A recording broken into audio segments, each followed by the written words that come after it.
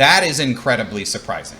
This is a very surprising result that actually has held out really well. I don't think anyone would have predicted this. This top model gets its butt kicked.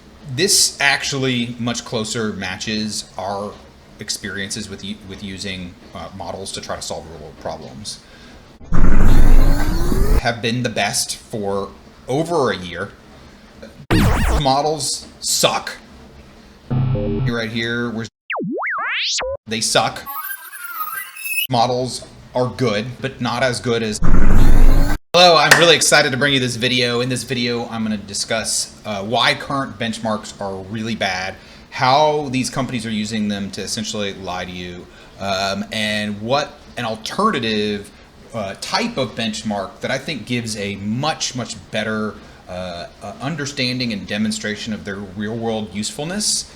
And also show you the new benchmark AI model, World Domination, along with give you a website where you can go and look at the updated data that I'll be updating regularly. So what you see here might not match what you see when you go to the website by the time you see this. So it's been pretty clear to me for a while, and I think a lot of other people as well, that the current benchmarks are failing us miserably. And I have this up here for a reason. And here's a little bit of a hint that you'll see later in the video in pretty clear data.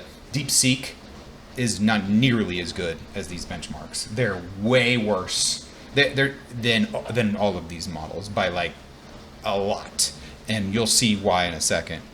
This is only a narrow slice of what is really happening in what we need to these models to do. This is sort of like measuring how good a soldier is by giving them a test. So there actually is a soldier test. It's called the ASVAB, but it's a threshold. It is a threshold that each soldier needs to make to show that they're not just like, really stupid, or that they have kind of the basic knowledge. But it is not enough. It is necessary, but not sufficient. And that's what our benchmarks are right now. And at first that made sense when the benchmarks were just like, hey, can it do just like basic things? Then that made sense. But as time goes on, these types of benchmarks become less and less useful. It's much easier to get trained on these. They're very memorization focused, which is so few of what we actually do is memorization focused. It's more processing and understanding. Another metaphor I would give is this is like trying to measure how good a basketball player is by their free throw shooting. In that case, Shaq is the worst basketball player ever, versus actually people playing 1v1. So in our experience at my company in our R&D, the benchmarks don't really match when we actually go out and try to use these to solve real world problems. And so the new type of benchmark is basically battling these models battling in a game. And so I'll explain to you what this means, and then I'll show you the game, and then I'll show you the benchmark data here in a second. And I think this is very interesting, and the data is very surprising in lots of ways, but also not surprising in other ways. And I think there's some clear winners and some clear losers and some clear meh. So this is a relative versus an absolute benchmark, which I think is much more useful, especially as you see, when you see all these and they're all basically within a few percentage points, 10% plus or minus. How can you really help that? How does that really help a business understand what model to use?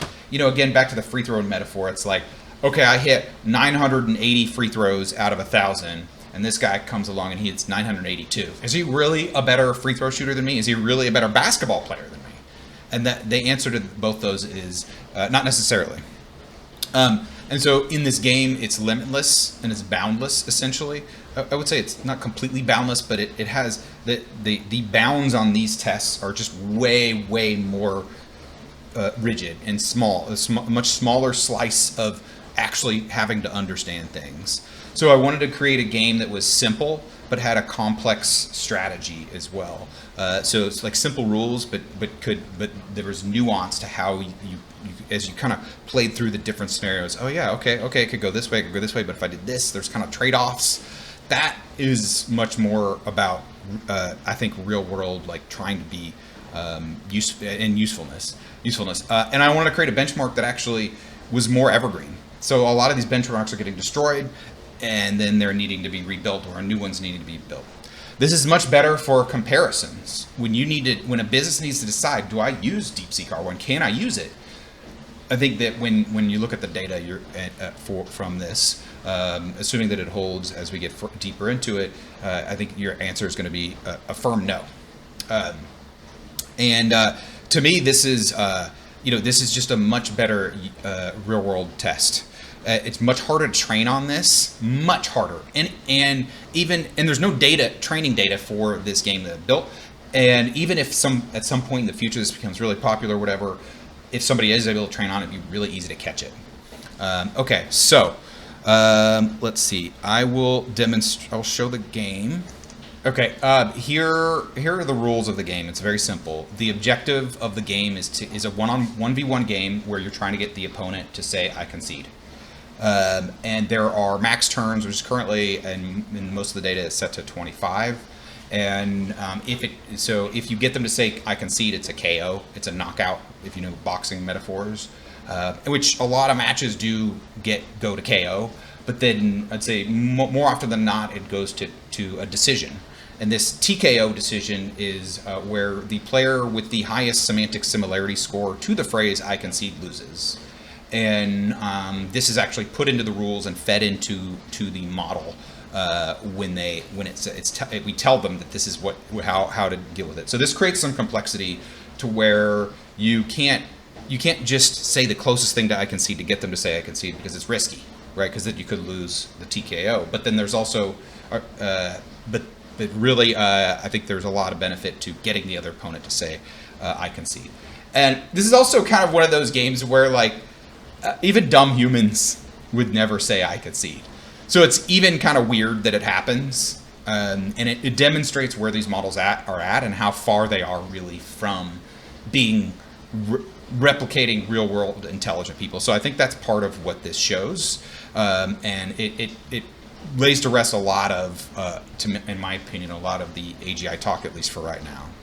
I will say that I use AI coding heavily to do there's a lot of pieces to this. Even the website that I'll give you the link to here in a second, I used Cursor a lot for it, which really sped things up, but also created some issues. If you want me to make a video on that, I'll do that, because there's a dozen or more scripts and then a bunch of files and stuff like that. And basically, please don't be like, your website looks like ass. I used Cursor to create simple HTML with as minimal amount of JavaScript as possible, just to put the information out there. Okay, so let me show you some running conversations right now. So here's some running conversations. Whoa. Kind of weird that it's showing this, but we can go up to the top. Turn 17. Some of these they get kind of into weird places. Okay, here we go. So this one is DeepSeek R1 versus O1. Oh, okay, that's why. Because DeepSeek R1 does weird stuff. And then I'll show you one where it's a little bit easier to read in other places. Grok 2 versus GPT-4. Hold on, let me pull up the text files that are outputs of this. Actually, on the website, they put up a couple of sample conversations. So this one is O3 Mini versus Claude 3.5 Haiku. And you can see turn 1. All right, here's my beginning. Actually, let's go to the next conversation, because you can see that there's actually a KO. This one's kind of long, so you can go on. I'll give you the link to this so you can see. Let's get the game started, blah, blah, blah. They're strategizing. They're trying to get the other person to say it. And there's audio that I used from 11 Labs that actually will let you listen to this, the conversation. It's kind of fun.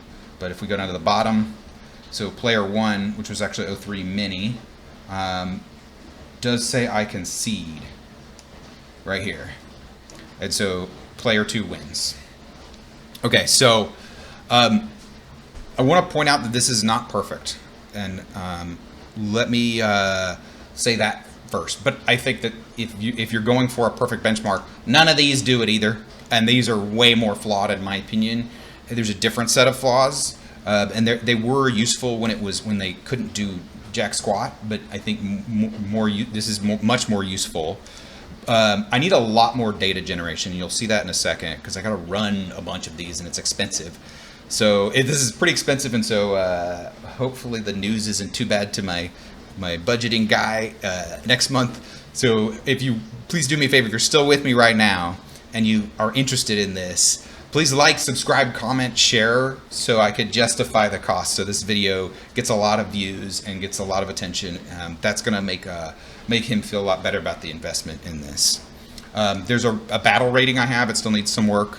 And I think there's some alternatives to this game. And there's a lot of different, this general type, there's a lot of different ways that this could be done. So for example, a couple ideas from my guys would be a random phrase instead of I concede. And, that might be useful.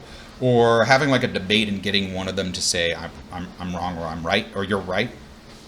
And also I think that with different games, perhaps different models will score differently. So I could see taking these and putting them into different ones, different games. But I think this game will tell us a lot. So let's go into the data. We'll go into the model leaderboard, and so there's a couple different views here. So let's sort it by win percentage. So that is incredibly surprising. This is a very surprising result that actually has held out really well. I don't think anyone would have predicted this. I didn't even predict it, which is this top model right here is actually a Claude 3.5 Haiku. If you do win percentage, if you do battle rating, it's still up there. And again, I think the battle rating needs a little bit of work. It's really, really close. Essentially what I wanted to do was reward KO wins and punish KO losses. And for the positive numbers, because you can get negative numbers down here, it actually I think it's pretty accurate, because I think it'd be better to, like, if you drop your win percentage a little bit but you get more KOs and less KO losses, KO wins and less KO losses, then you should have a higher battle rating, in my opinion. There's more value to that. Again, I think this needs some work, and you can see the exact formula in the FAQ at the bottom. But if we sort by win percentage, this is Claude 3.5 Haiku. That's crazy. And this is all data. So this is all, like, so there's different kind of tournaments that I run. Some where I'm running all models, and ignore this right here. When I reset the all models data for the tournaments, Gemini's not been working, and these two are kind of fluky things where basically the model wasn't working, but the other model said went first and said I concede before anything happened, so I went and gave them credit for the KO win on that one. But again, so this is where the tournaments involve reasoning and non-reasoning models. Claude 3.5 Haiku is the best on this one from a win percentage standpoint and from a battle rating standpoint. It beats out O3 Mini. In fact, the sample conversations that in there there's one of them in there where Claude 3.5 beats out O3 Mini. It also doesn't tend to get KO'd, and it gets KOs. So especially when you compare it to 3.7 Sonnet and 3.7 Sonnet Thinking, it kind of surprises me that the Thinking model gets KO losses at all. The O3 Mini and the where's O1? I wouldn't expect them to say I concede very frequently. So if we also run tournaments where it's just reasoning models, so only the reasoning models, and I'm running matches right now. In fact, let me see if I can update the data with the latest. Okay, so we'll refresh this page. Okay, not really that different. O3 Mini is the best reasoning model. DeepSeek gets its butt kicked. So let's go back to this right here. I suspect what they did was they spent a lot of time training to get these benchmarks up. And I think that's what's happening a lot in the AI world, because if you get good benchmarks, you get funding, you get money, you get on the map. People respect you more. But it doesn't necessarily mean your model and your process is better. And it kind of surprises me that the reasoning models don't do much better. I expected them to just totally kick the other ones' butts. Maybe as I run more data for this, so this is a pretty small amount of data, especially for these reasoning only situations, maybe the reasoning models will kind of rise to the top. But to be honest, these probably should, reasoning versus no reasoning, I would expect them to need separate weight classes, essentially, like in a boxing metaphor, because a reasoning, this is not just a model. O3 Mini is not just a model, it's a model and a process where it's actually able to kind of check its work and stuff, which is very different than just getting the tokens out. And then there's tournaments where reasoning models are not included. And again, throw out this data because it hasn't been down and it's been doing some weird stuff. So again, Claude 3.5 Haiku gets the top rating here, and 3.5 Sonnet gets the best battle rating. Again, the battle rating again still needs a little bit of improvement, but if we go by win percentage, Claude does the best one. So I would say, like, let's go back to the all data, and we'll do win percentage here. So this actually much closer matches our experiences with using models to try to solve real world problems. Anthropic's models have been the best for over a year. Google's models suck. Gemini right here, where's Gemini 2.0 Flash? They suck. OpenAI's models are good. Are good, but not as good as Anthropic's.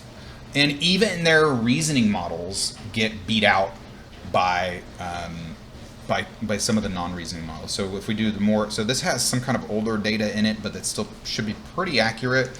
And this one is more a tournament where anybody, all entrants are possible. And again, like 33-12 with one draw, because sometimes there's draws with the TKO decision, and 35-21 with 14 KO wins and 2 KO losses. And this one actually has more matches, so the fact that it is a little bit better at not getting KO'd. It's really interesting to see the thinking model do worse than the actual model down here. I suspect that this is small enough to where this will start to go up. So I would suggest you ignore these three right here. I can see a future where people submit their warriors, so a warrior, and just really ignore this data for right now, but I'm going to add to it later. I need to clean up some of the data. There's different, this is like the prompt that you put into it. So it's not, so I wonder if some models will do better with this prompt and other models will do better with this prompt. But also there's a bit of a prompt engineering battle that you can get on to where it's like, hey, this is the best model, but also what's the best prompt for the game, which I could find interesting. So if you want to submit a warrior, you can go to submit a warrior here. So please don't write a script. I'll have to turn this off if some guy writes a script to submit this a million times. You can also contact me. So if you want some updates, this is where you should put this here, because I'm going to be adding a lot of matches over the coming weeks and making some significant updates and potentially building a second game of this same type. So you still with me? Comment what you think. I'm really curious. Is this interesting to you? What are the pros and cons you think of me, of us, using this as a relative benchmark on what models are really dominating this space? If you have any fun or interesting ideas, I'd really love to know it. Does this match your real world usage? In your experience, does Claude do a better job than OpenAI's models? Has Google's models sucked for you? Is DeepSeek even worse? Again, DeepSeek's really bad. Come on, guys. Like they had to have trained for the benchmarks in order to just get the benchmarks up.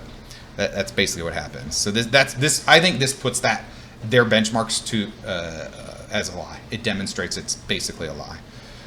Again, unless this is a really unfortunate random, but you should see some of the results. Like again, if we go down to, it gets KO'd a lot, like a lot. Like that's crazy. 207 out of 256 matches, DeepSeek R1 gets KO'd. What? That's awful. Llama actually did okay, better than Google's models, which is hilarious. I believe a benchmark like this will make it much more feasible for people people not in the AI space. So companies that are looking to like, okay, what do we really need to use, and what's really practical to solve kind of complex issues, and also, when you look at this type of benchmark stuff, how do you even choose between these? They all look basically the same. Now, barring a few issues here, like code forces, like, does this really mean all of these? And all these companies that are out there putting out their marketing where they eliminate the benchmarks, putting them to the test here is going to, demonstrate what's really real. Now, I don't have, so the Google thinking model was just not working. Again, Google's API sometimes just doesn't work. Their thinking model was not working. I don't have access to Grok 3 API yet, so as soon as I get access to that, I'll be adding that to here. Curious to see how good that is.